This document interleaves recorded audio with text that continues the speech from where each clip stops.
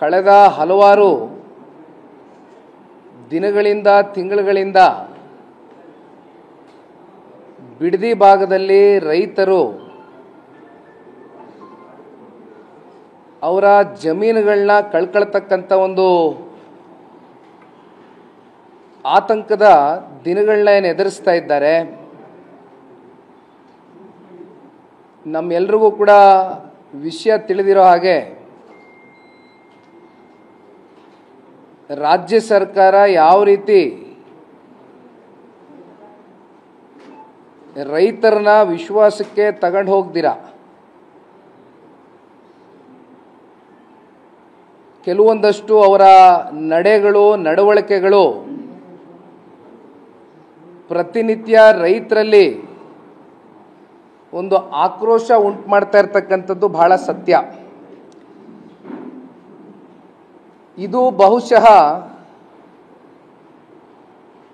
ಪ್ರತಿನಿತ್ಯವೂ ಕೂಡ ನಾವು ಬಿಡದಿಯ ಭಾಗದಲ್ಲಿ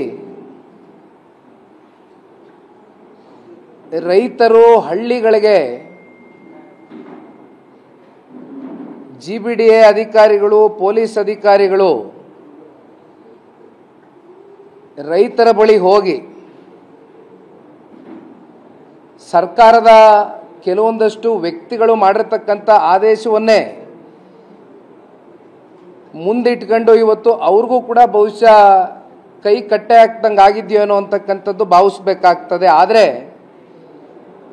ಈ ವಿಚಾರದಲ್ಲಿ ಪ್ರತಿದಿನ ಯಾತನೆಯನ್ನು ಅನುಭವಿಸ್ತಾ ಇರ್ತಕ್ಕಂಥವರು ಆ ಭಾಗದ ರೈತರು. ಆ ಒಂದು ಹಿನ್ನೆಲೆಯಲ್ಲಿ ಇವತ್ತು ಪತ್ರಿಕಾಗೋಷ್ಠಿಯನ್ನು ಕರೆದಿದ್ದೇವೆ. ಬಹಳ ದಿನಗಳಿಂದ ಸರ್ಕಾರದ ಕೆಲವೊಂದಷ್ಟು ದುರುದ್ದೇಶಗಳು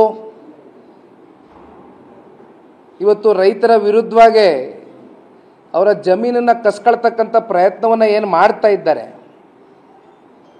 ಇದನ್ನು PPT ಮೂಲಕ ಒಂದು ಪ್ರೆಸೆಂಟೇಷನ್ನ ಇವತ್ತು ಮಾಧ್ಯಮದ ಮಿತ್ರರ ಮುಂದೆ ಇಡಬೇಕು ಅಂತಕ್ಕಂಥ ಒಂದು ನಿರ್ಧಾರವನ್ನು ಮಾಡಿ ರೈತರ ಮೇಲೆ ಆಗ್ತಾ ಇರತಕ್ಕಂಥ ಈ ಒಂದು ಧೋರಣೆ ಏನಿದೆ ಇವೆಲ್ಲವನ್ನ ಖಂಡಿಸಿ ನಾಳೆಯ ದಿನ ಪಕ್ಷದ ವತಿಯಿಂದ ನಮ್ಮ ಪಕ್ಷದ JDLP ನಾಯಕರು ಸುರೇಶ್ ಬಾಬಣ್ಣವ್ರಿಗೂ ಕೂಡ ಹಲವಾರು ದಿನಗಳಿಂದ ಮಾತನಾಡಿದ್ದೇನೆ. ಮಂಜಣ್ಣವರು ಕೂಡ ಮಾತನಾಡಿದ್ದಾರೆ. ಬಹಳ ಜನ ಶಾಸಕರಿಗೂ ಕೂಡ ನಾಳೆಯ ದಿನ ರೈತರು ಏನು ಈ ಒಂದು ಹೋರಾಟವನ್ನು ಹಲವಾರು ದಿನಗಳಿಂದ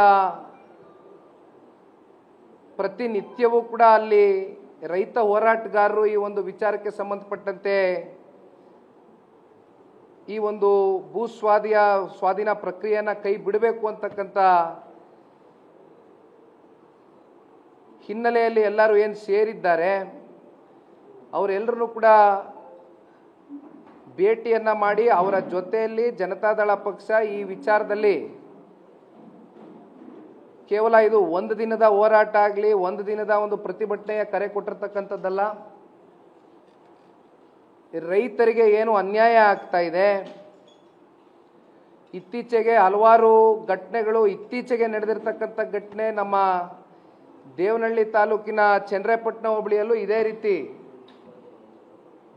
KIDB ಮೂಲಕ ಲ್ಯಾಂಡ್ ಅಕ್ವಿಸಿಷನ್ ಪ್ರಕ್ರಿಯೆ ನಡೀತು. ಈಗಾಗಲೇ ಅಲ್ಲಿ 2 ಬಾರಿ 3 ಬಾರಿ ಲ್ಯಾಂಡ್ ಅಕ್ವಿಸಿಷನ್ ಆಗೋಗಿ ಕೊನೆ ಹಂತಕ್ಕೆ ಇನ್ನೇನು ಅದು ಕೂಡ ಲ್ಯಾಂಡ್ ಅಕ್ವಿಸಿಷನ್ ಆಗೋಗಿದ್ರೆ ಇನ್ನೇನು ಚನ್ನರಾಯಪಟ್ಟಣ ಹೋಬಳಿಯಲ್ಲಿ ಯಾರು ಕೂಡ ರೈತರು ಉಳಿತಕ್ಕಂಥ ಪ್ರಶ್ನೆ ಇರ್ತಾ ಇರಲಿಲ್ಲ.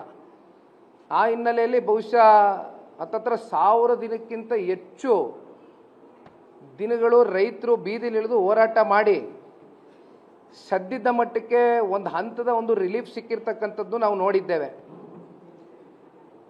ಅದೇ ರೀತಿ ಇವತ್ತು ಬಿಡದಿನಲ್ಲಿ ಇವತ್ತೇನು ನಿರಂತರವಾಗಿ ರೈತರ ಮೇಲೆ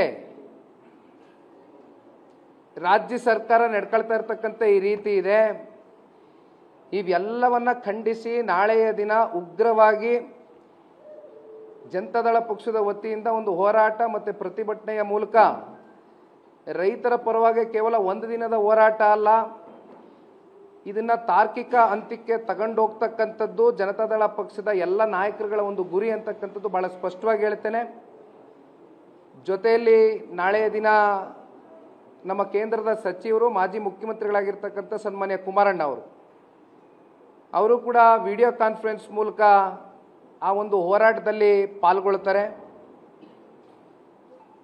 ಜೊತೆಯಲ್ಲಿ ಮಾಜಿ ಪ್ರಧಾನಮಂತ್ರಿಗಳು ಪಕ್ಷದ ವರಿಷ್ಠರಾಗಿರ್ತಕ್ಕಂಥ ಸನ್ಮಾನ್ಯ ದೇವೇಗೌಡರು ಸಾಹೇಬರು ಕೂಡ ವಿಡಿಯೋ ಕಾನ್ಫರೆನ್ಸ್ ಮೂಲಕವಾಗಿ ರೈತರನ್ನ ಉದ್ದೇಶಿಸಿ ಮಾತನಾಡ್ತಕ್ಕಂಥದ್ದಕ್ಕೆ ಎಲ್ಲವೂ ಕೂಡ ನಾಳೆಯ ದಿನ ಹೋರಾಟದ ಮೂಲಕ